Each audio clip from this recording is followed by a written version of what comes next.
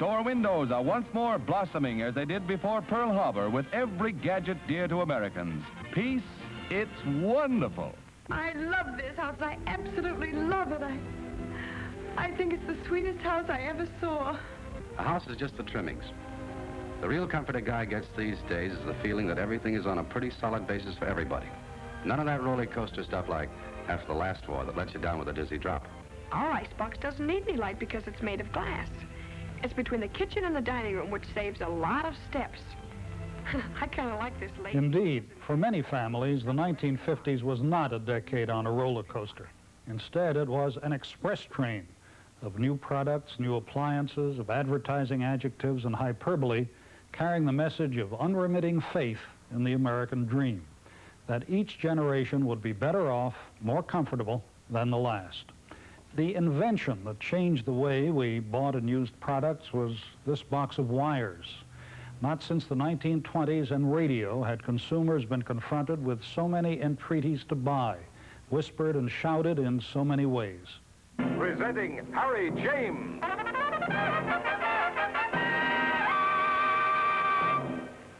Okay, fellas. Now let's take the trumpets with the new Kleenex tissues tied on them. Soak them. And swing!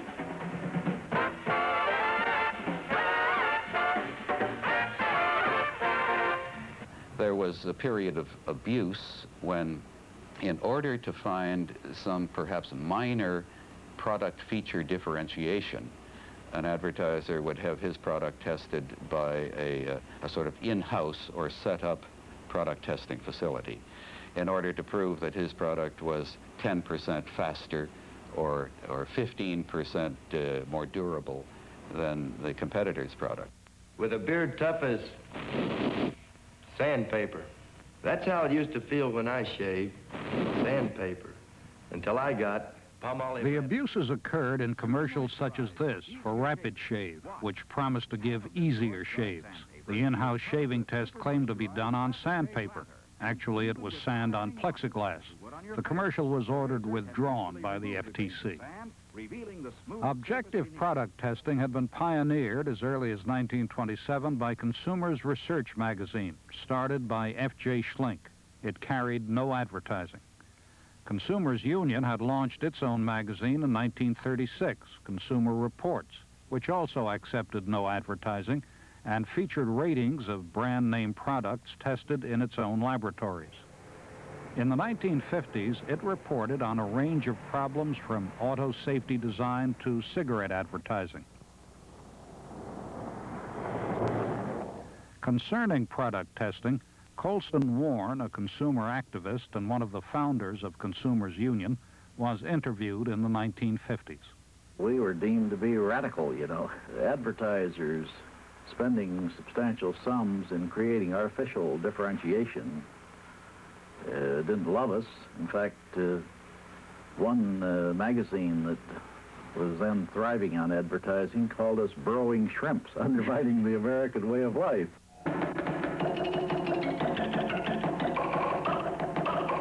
Product testing sought to provide useful information to help the consumer in making an informed choice. But it was also necessary to have information about the expanding business of credit, installment plans, charge accounts, revolving credit plans, all crucial, or so it seemed, for the good life. Especially for low-income families, abuses in installment plans proved to be devastating.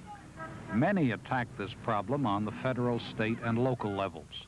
In New York, Governor Averell Harriman appointed economist Persia Campbell to head the nation's first consumer affairs office at the state level.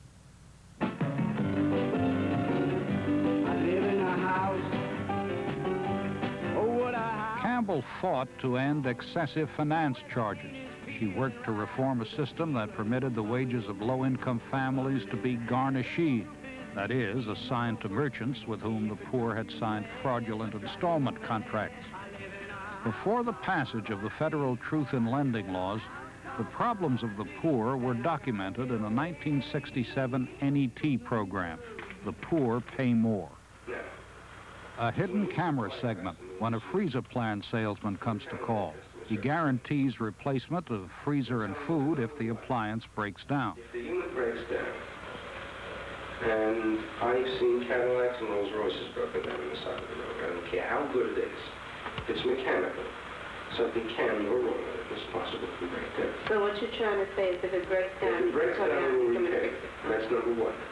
Number two, if you lose food for any reason, whether it be breakdown of the unit or whether it be a blackout. Florence Rice of the Harlem Consumer Education Council describes how existing laws were widely disregarded. The salesman tells you, he doesn't write it down, but he tells you if it breaks down, they'll repair it. Well, I have documented cases and witnesses of people who it has broke down. It's cost them from $40, $50 to $90 to repair it themselves. They have not repaired it. And also, these people have been garnished. The people that I'm speaking about have been garnished. And this whole food freezer plan is the biggest fraud that I know there is.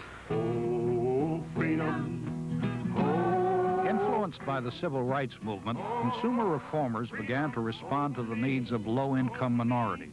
The 60s and 70s became the most activist decades in the history of consumer reform. At the White House, the president declared a consumer bill of rights for the first time. He spoke of the need for improved drug regulation and supported stronger safety amendments to the